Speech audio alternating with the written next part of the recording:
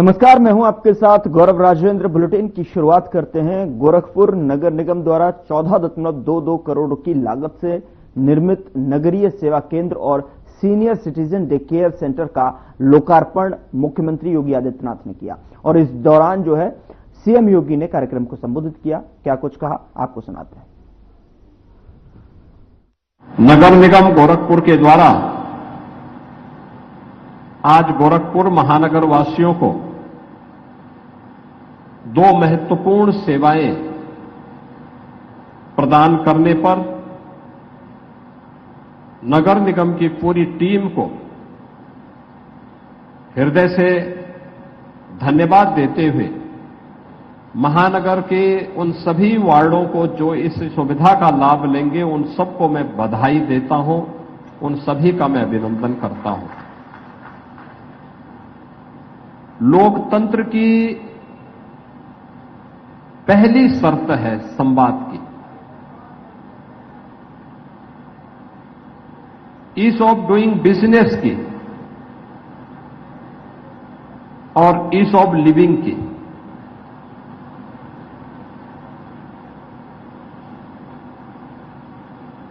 लोकतंत्र की पहली ये शर्त होती है कि जनता की सुविधाओं को हम जितना सरल कर सके, कॉमन मैन की जितनी सुनवाई हो सके, हमें उसे फैसिलिटेट करना होगा। थोड़ा सा प्रयास अगर हम करेंगे तो जन सुनवाई के माध्यम से इसको और सुदृढ़ किया जा सकता है। और आज अर्बन फैसिलिटेशन सेंटर यानी नगरीय सुविधा केंद्र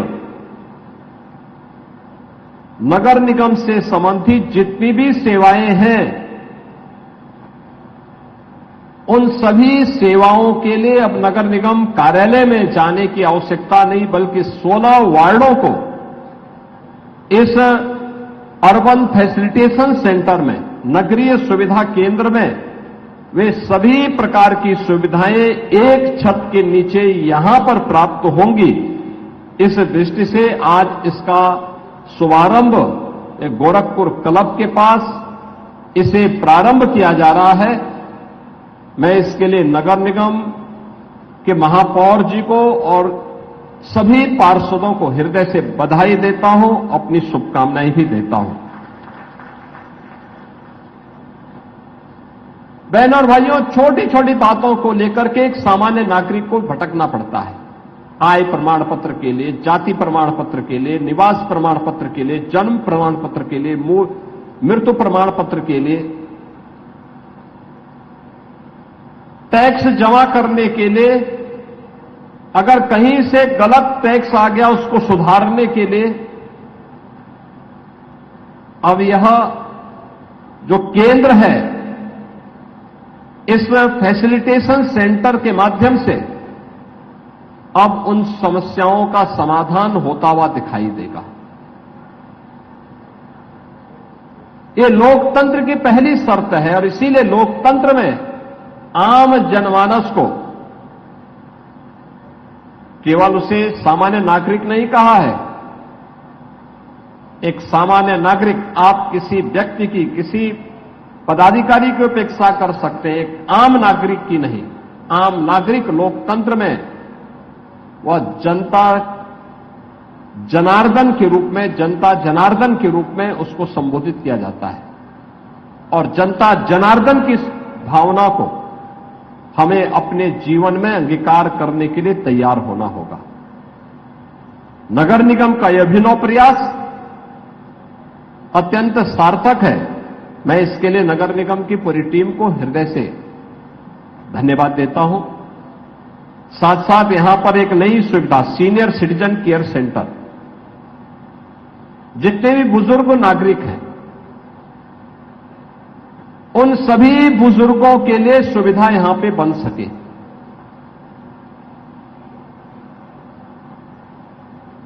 वे लोग यहां पे आकर के दिन भर बैठ सकते हैं। उनके लिए कैंटीन की व्यवस्था भी रहेगी, सुबह योगासन की व्यवस्था रहेगी, अखबार पढ़ने के लिए व्यवस्था रहेगी, लाइब्रेरी में धार्मिक पुस्तकों को और अन्य रचनात्मक पुस्तकों को पढ़ने की सुविधा रहेगी। सीनियर सिटीजन्स के लिए भी एक सुविधा आज यहां पर सीनियर सिटीजन केयर सेंटर के रूप में नगर निगम के द्वारा शुभारंभ किया जा रहा है। मैं नगर निगम को इस सुविधा के लिए भी हृदय से धन्यवाद देता हूं। बहनों और भाइयों, आज हमारा गोरखपुर बदल रहा है। इस बदलाव में आम जनमानस को भी जोड़ना पड़ेगा। याद करना, कोई भी बदलाव तभी प्रभावी होता है जब आम जनमानस उसे एक जन आंदोलन के रूप में लेती है। अगर हम उस सुविधा को केवल एक औपचारिकता बना लेते हैं, उस सुविधा को केवल एक औपचारिकता बना करके कुछ लोगों तक सीमित कर देते हैं, तो उसका वास्तविक लाभ आम जनमानस को नहीं मिल पाएगा और वह योजना कभी सफल नहीं हो सकती, कभी नहीं सफल हो सकती है। योजना को सफल करना है तो उसकी पहली शर्त होती है कि हमें उस योजना को आम जनमानस के लिए सुलभ बनाने के लिए आम जनमानस को उसके साथ जोड़ना पड़ेगा। ये जुड़ने का भी है और जोड़ने का भी है। ये दोनों का एक केंद्र बिंदु इससे बनेगा और इससे मुझे लगता है पार्षदों के लिए भी बैठने की व्यवस्था भी है, कॉन्फ्रेंस रूम भी है, सीनियर सिटीजन्स के लिए अलग से व्यवस्था दे दी गई है, उनके लिए योगिक क्लासेस भी चलेंगी, लाइब्रेरी की व्यवस्था भी रहेगी और अन्य महत्वपूर्ण विषयों पर चर्चा के लिए उन्हें अन्य किसी प्रकार की इंडोर गेम्स के साथ भी जोड़ना चाहते हैं, उस प्रकार की सुविधा का भी केंद्र यहां पर बनाने का प्रयास हुआ है। बहनों और भाइयों, ये बदले हुए प्रवेश में जब दुनिया आगे बढ़ रही है, भारत विकास की एक नई ऊंचाई को प्राप्त कर रहा है। आज आप देख रहे होंगे, भारत दुनिया की चौथी बड़ी अर्थव्यवस्था बन गया है। यानी यह देश जब अपनी आजादी के 75 वर्ष बना रहा था, आजादी के अमृत महोत्सव वर्ष में उत्तर प्रदेश ने, देश ने उस ब्रिटेन को, जिस ब्रिटेन ने लगभग 200 वर्षों तक भारत पे शासन किया, उस ब्रिटेन को पछाड़ करके दुनिया की 5वीं बड़ी अर्थव्यवस्था 2022 में भारत बना था और आज हमारा देश जापान को पीछे करते हुए दुनिया की चौथी बड़ी अर्थव्यवस्था बना है। इसके लिए हम प्रधानमंत्री मोदी जी का, केंद्रीय मंत्रिमंडल का और उन सभी लोगों का जो भारत के आर्थिक विकास में योगदान दे रहे हैं, उन सभी का हृदय से अभिनंदन करते हैं। बहनों और भाइयों, हमारा देश समृद्धि को प्राप्त हो, यह हमारा एक संकल्प होना चाहिए, जीवन का ध्येय वाक्य बनना चाहिए। हम भी अपना योगदान दे सकें देश के विकास में, ये हम सब के मन में एक पवित्र भाव होना चाहिए और उसी भाव के साथ प्रदेश में पिछले 8 वर्ष में प्रधानमंत्री मोदी जी के मार्गदर्शन में नगरीकरण को और विस्तार देने के क्रम में अर्बनाइजेशन के कार्यक्रम को तेजी के साथ फैलाने का एक विस्तृत अभियान सरकार ने लिया। पहले नगर निगम, गोरखपुर पहले एक छोटा सा नगर पंचायत रही होगी, उससे पहले कोई ग्राम पंचायत रही होगी, फिर नगरीय कल्पना आई होगी तो गोरखपुर एक नगर पंचायत बनी होगी, फिर नगर पालिका बनी, फिर नगर निगम बना और आज प्रदेश के 14-15 बड़े महानगरों में गोरखपुर की गिनती आती है। आप अनुमान करिए कितनी तेजी के साथ विस्तार हुआ है। गोरखपुर में पूर्वी उत्तर प्रदेश के 5 करोड़ लोग अपनी शिक्षा के लिए, स्वास्थ्य के लिए, व्यापार के लिए, रोजगार के लिए गोरखपुर पर आश्रित होते हैं। लेकिन गोरखपुर में इस प्रकार का इंफ्रास्ट्रक्चर भी हो। पहले सिंगल लेन की सड़क होती थी, अब 4 लेन की सड़क हो रही है। पहले वायु सेवा नहीं थी, अब वायु सेवा भी प्रारंभ हो गई है। पहले पर्यटन का कोई महत्वपूर्ण केंद्र नहीं था। गोरखनाथ मंदिर धार्मिक दृष्टि से लोग जाते थे। धार्मिक पुस्तकों को क्रय करने के लिए गीता प्रेस जाते थे। अब तो पर्यटन के लिए रामगढ़ ताल एक बेहतरीन स्पॉट हो गया है। और गोरखपुर की सड़कों को, गोरखपुर में एयरपोर्ट की सुविधा को बढ़ाने के लिए 14 फ्लाइट गोरखपुर से चल रही हैं। वंदे भारत ट्रेन का शुभारंभ करने के लिए स्वयं प्रधानमंत्री जी गोरखपुर में थे। हर सड़क 4 लेन, 6 लेन की हो गई है।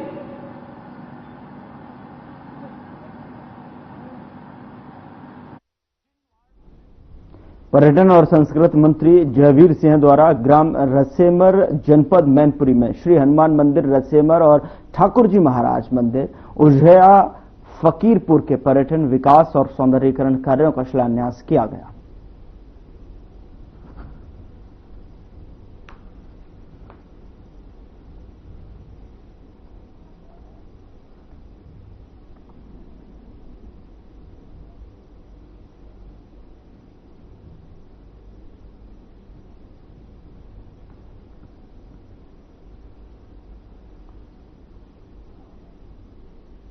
उधर बीजेपी के राष्ट्रीय प्रवक्ता डॉक्टर संबित पात्रा ने नई दिल्ली स्थित बीजेपी मुख्यालय में प्रेस कॉन्फ्रेंस को संबोधित किया और बीजेपी सांसद संबित पात्रा ने ऑपरेशन सिंदूर पर कहा कि आज बीजेपी उसके कार्यकर्ताओं और देश के नागरिक सुरक्षा बलों का धन्यवाद करते हैं, जिनकी वजह से ऑपरेशन सिंदूर सफल पाया गया।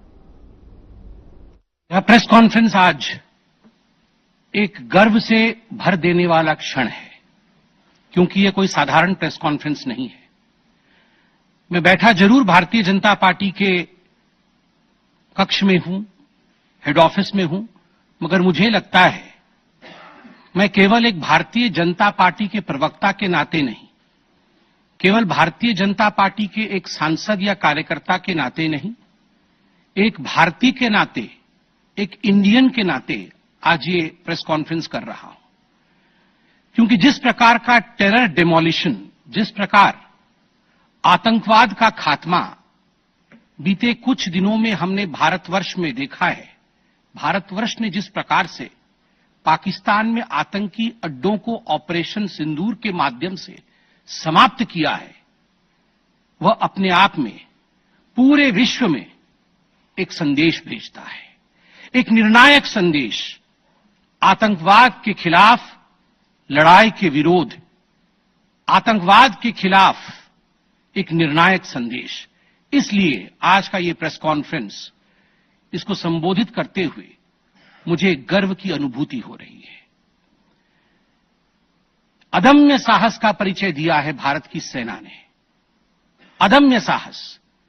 आज भारतीय जनता पार्टी और हम सभी कार्यकर्ता, आज सारा भारत धन्यवाद करता है भारत की आर्मी का, भारत की सेना का, भारत की एयरफोर्स का, भारत की नेवी का और उन तमाम जाबाज सेनानियों का, जिनके कारण आज ऑपरेशन सिंदूर सफल हुआ है। अगर सही मायने में देखा जाए तो ऑपरेशन सिंदूर और उसके विषय में पूरा हिंदुस्तान आज जानता है, क्योंकि कई प्रेस कॉन्फ्रेंसेस हुए। कल भी तीनों डीजीएमओ ने मिलकर के देश को संबोधित किया और तमाम तथ्य जो देश जानना चाहता था उसे उन्होंने हमारे समक्ष रखा। मगर मुझे लगता है कि एक आम नागरिक की भाषा में, बहुत साधारण भाषा में आज मैं आपको बताना चाहूंगा कि ये जो ऑपरेशन सिंदूर हुआ है, किस प्रकार से इससे हिंदुस्तान आतंकवाद के खिलाफ लड़ने में एक निर्णायक भूमिका हिंदुस्तान ने अदा किया है। आप सभी जानते हैं 22 तारीख का वो दिन, that unfortunate day on 22nd of April, जब पहलगाम में 26 लोगों का नृशंस हत्या कर दिया गया था आतंकवादियों द्वारा। वह आतंकवादी जो पाकिस्तान से आए थे, वह आतंकवादी जो पाकिस्तान द्वारा प्रशिक्षित किए गए थे, आतंकवादियों द्वारा प्रशिक्षित किए गए थे। उनमें 25 भारतीय थे और एक नेपाली नागरिक था। प्रधानमंत्री श्री नरेंद्र मोदी उस समय विदेश दौरे में थे, सऊदी अरब में थे। प्रधानमंत्री नरेंद्र मोदी तुरंत भारत लौट के आते हैं और उन्होंने जनता की बात को सुना। जनता ने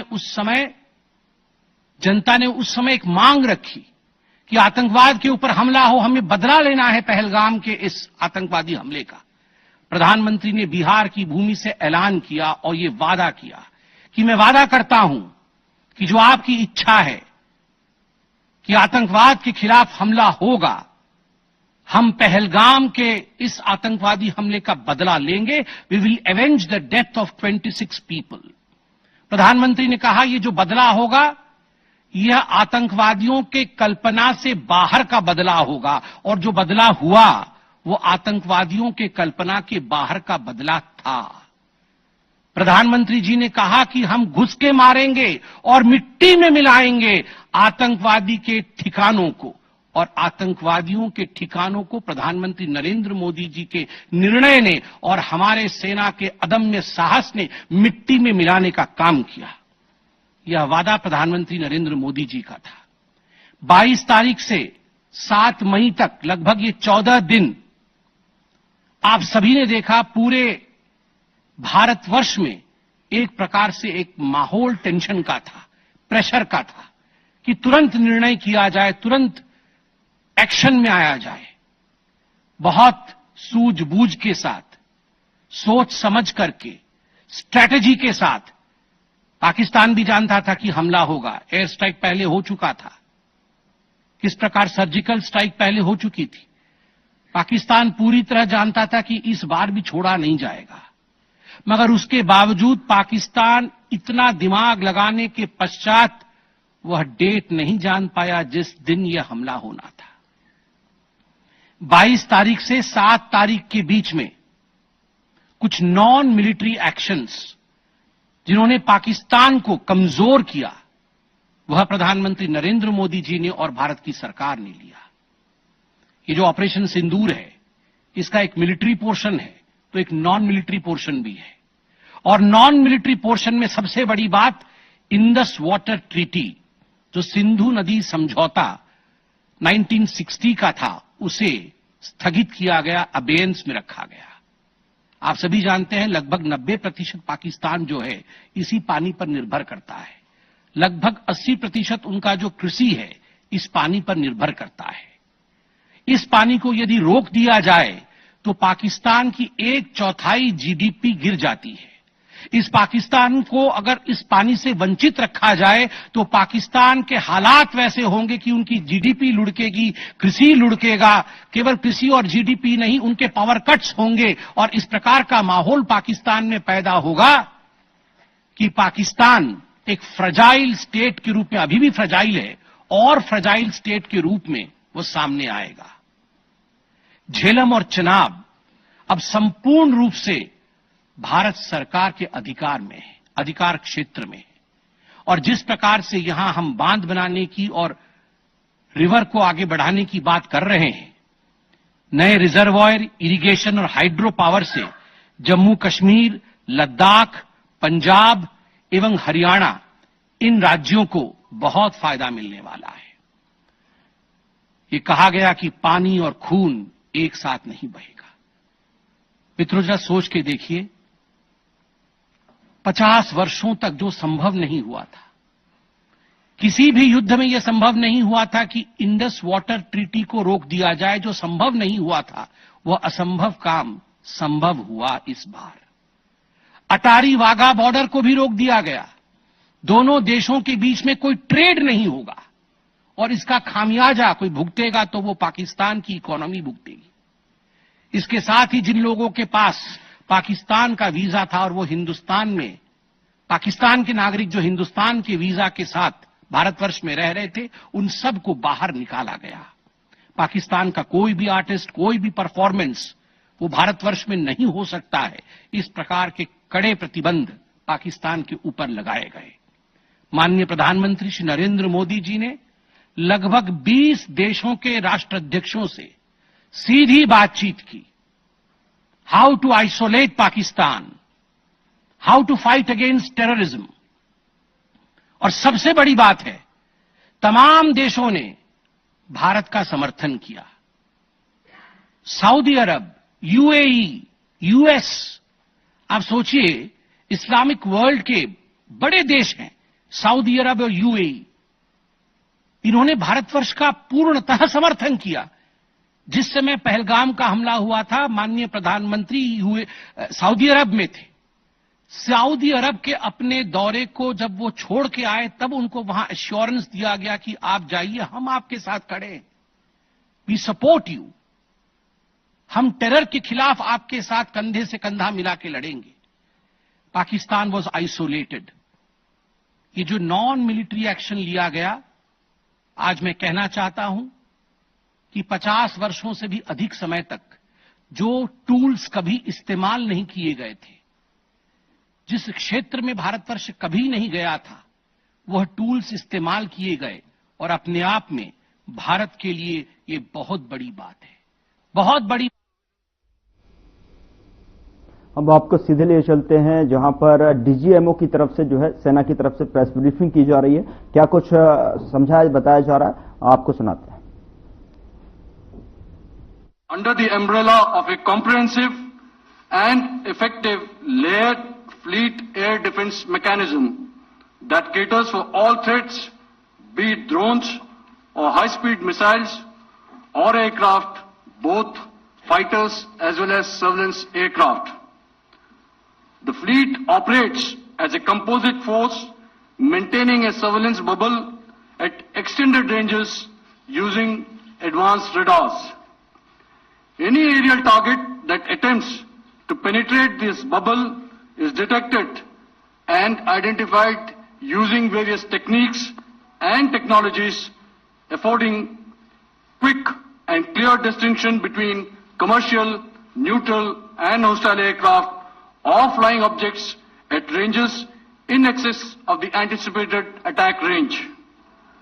The Carrier Battle Group, with its integral air wing, provides the first layer of this layered mechanism. Adequately equipped and trained to high degree of proficiency, our pilots are able to operate both by day and night. In the current standoff, the presence of our aircraft carrier with large number of MiG-29K fighters and airborne early warning helicopters prevented any suspicious or hostile aircraft to close the Carrier Battle Group within several hundred kilometers. अगर मैं सरल शब्दों में बोलूं तो कोई भी संदिग्ध और दुश्मन के हवाई जहाज को कैरल बैटल ग्रुप के कई सौ किलोमीटर पास आने का मौका नहीं दिया.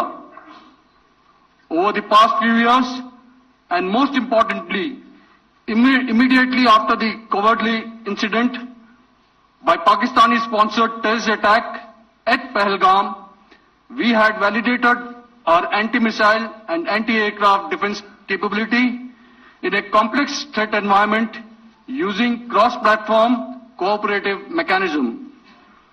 Our powerful carrier battle group with formidable offensive capability was able to operate with impunity and maintained an uncontested presence in the area of operations. Effectively, it compelled the Pakistani air elements to remain bottled up close to the Makran coast, denying any opportunity to be a threat in maritime space. The Indian Navy maintains a credible capability to detect, identify, and neutralize any aerial platforms that threaten our units at sea. To sum up, the Indian Navy's dominance thus ensured that, should we choose to, we can strike at will. Thank you, Shamdhu Varna, Jai Hind. May I now hand over to Director General Air Operations for further proceedings. Thank you, Pramod. फिलहाल bulletin में इतना ही। नमस्कार।